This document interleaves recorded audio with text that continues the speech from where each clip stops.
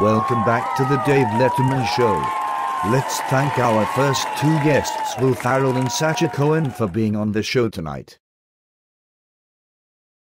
Now, every once in a while we like to bring on guests outside of pop culture and highlight young and successful business professionals. Tonight, our third guest is the CEO of Morgan's Hotel Group. Let's hear a round of applause for Michael Gross, everyone. Now, Michael, before we get into the big announcements about the up-and-coming global expansions with your company, can you tell us how you got into the hotel business? Well, I always knew I wanted to get into the hotel business, so I went to Cornell University and got a degree in hotel management. An Ivy League education. Very impressive. I hear Cornell has one of the best hotel programs in the country. They're still second behind UNLV, in my opinion. Now, Michael, tell us more about your company. Well, we were the first hotel company to introduce the boutique-style concept, with our first property in 1984. Since then, we have expanded our business concept into what we call gateway cities, which are carefully selected resort markets. So, Michael, what gateway cities does AU currently have hotels in?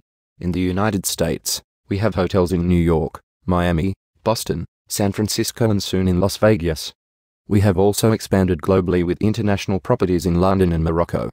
We are currently looking to further expand our brand into other foreign markets and have already targeted our next country.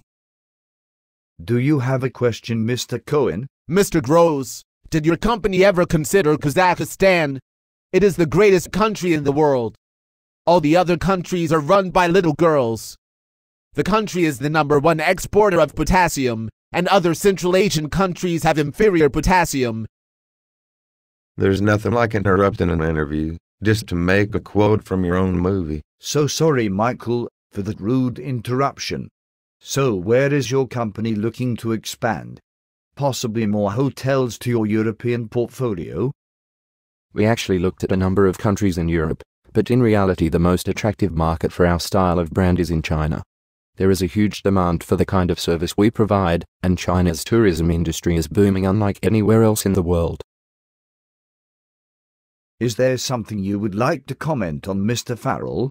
In all honesty, Mr. Gross, did factors like the Chinese being good at math, having highly trained ninjas, or delicious crab dumplings play any role at all to your decision? Or what about their excellent ping-pong skills? Not quite. We looked at a different set of criteria such as things like market potential, future economic forecasts, and current government relations regarding our industry to make our decision. So, Michael, what were some of the real reasons that convinced you that China was the most attractive market? Well, there are a number of reasons.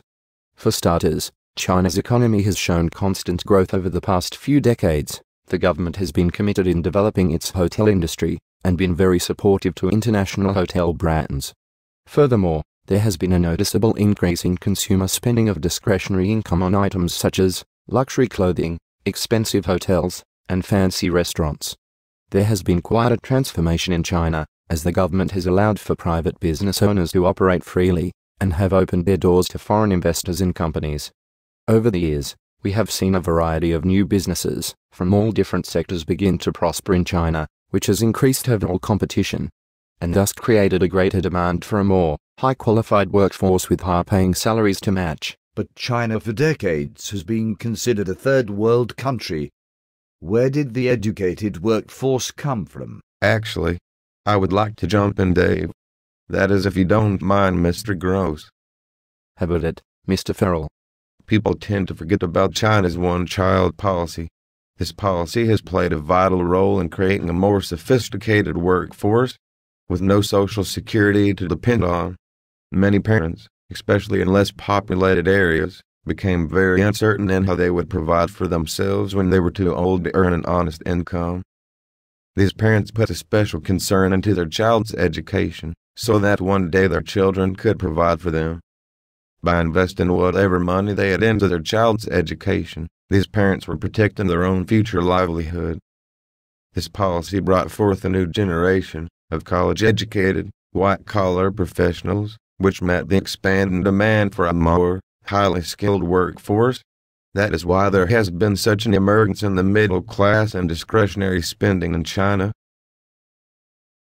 You're 100% correct. How very insightful of you to bring that to light. Where did that come from? What happened? I blacked out. Wow. I wasn't expecting that response. Anyways, Michael, what else jumps out at you about China's tourism industry that the common viewer at home would find interesting? Well, some fascinating information by the World Travel Organization reported that there will be approximately 25 million first-time Chinese travelers every year over the next decade.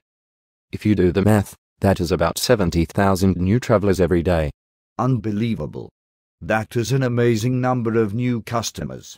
My next question is, what makes Morgan's Hotel Group different from other luxury hotels already in China? Great question, Dave. I'm glad you asked that. There is currently a huge lack in boutique-style hotels in China. Industry experts have reported recent trends and very significant changes in the consumer behavior within Chinese travelers as the tourism market continues to mature. What kind of changes? Can you give me an example? Well, for instance, there are trends showing that travelers become more experienced. They are looking for hotel properties that demonstrate more individuality and pay respect to the local city's culture, compared to other high-end hotels I consider to be cookie-cutter, luxury hotel brands. Many traditional five-star hotels are having trouble in meeting new special demands of more discerning guests and provide a less distinguished experience. What do you mean when you say a less distinguished experience? And what does Morgan's provide that is incomparable to other luxury brands? Well, the larger luxury hotels have more employees. The problem is that in China there is only a very small amount of qualified workers with actual five-star hotel experience. Therefore, these larger hotel properties cannot be very selective when they hire employees. With so many positions to fill, many larger properties find it impossible to attract enough quality applicants for every job that they need. By operating boutique hotels, we obviously don't have as many positions as the larger luxury brands, and we can be more selective during the hiring process. With a much less staff needed to run our properties, we can handpick more desirable applicants with the needed experience we are looking for. This reduces our employee turnover and diminishes losses in productivity from having to continually look for new employees and time spent training them, and we can spend more time attending to the needs of our guests. So, do you consider hotel companies such as the Ritz-Carlton or the Four Seasons to be your closest competitors? No, not really. They rely on a term I call brand reliability to be their competitive advantage. However, as I mentioned earlier, many Chinese tourists are first-time travelers, and brand reliability doesn't really prove to be all that beneficial if the majority of your guests are novice travelers. That's a very good point. I didn't take that into consideration. Do you feel your current business model and core strengths are better acclimated to the market conditions in China? Absolutely. One of our company's greatest strengths is in executing renovations to either vintage or historical buildings that are no longer in use. We then transform these buildings into modern, upscale, and chic boutique hotels while maintaining its original architecture. We have a special team of designers, artists, decorators, and musicians that continually push the boundaries and stretch the realm of possibilities to create a hotel property that is truly one of a kind. Explain to our guests, why is this so important to your company? It gives us more flexibility to design properties more quickly to adapt to changing consumer trends.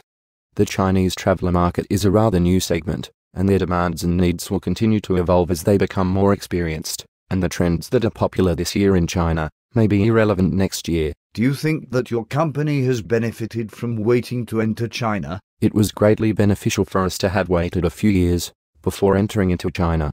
We were very cautious at first, because we thought the larger brand hotels would dominate the market.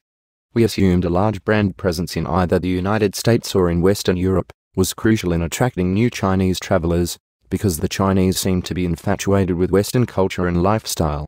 And initially it worked out the way we thought, and a strong brand presence was a very important factor when Chinese travelers selected luxury hotels. However, in your opinion, that is not the case anymore? That's correct. Like I said earlier, the recent trends in consumer behavior within luxury hotels are now more favorable to our style of operation. Anytime a new market segment emerges, the new consumers tend to go after brand names first, because that is all they really know. Once they begin to get their feet wet, they begin to identify what they really want, and that's hotel properties that stand out from the rest and offer a high level of personalized service. We also benefit from a large abundance of historical buildings with unique architecture in prime locations for a boutique hotel. So Michael, one last thing before we end the show tonight. I recently read that your company acquired the Light Group. Can you tell us about that?